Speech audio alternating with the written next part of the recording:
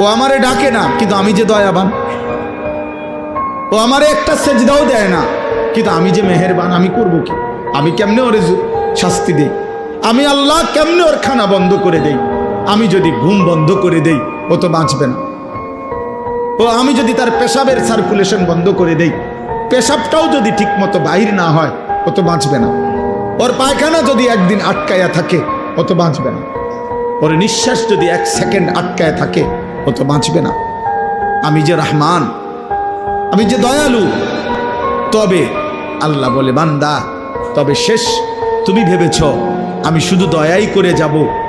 না রে বান্দা, আমার ব্যালেন্স আছে, আমার একটা ভারসাম্যতা আছে।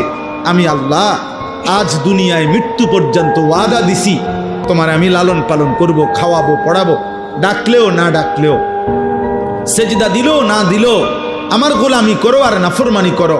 তবে মালিক ইয়াউমিদ্দিন, মনে রাখবা আমি কিন্তু বিচার দিবসের মালিক, আমি বাদশাহ, আমি রাজা ধীরাজ, আমি জব্বার, আমি কাহার।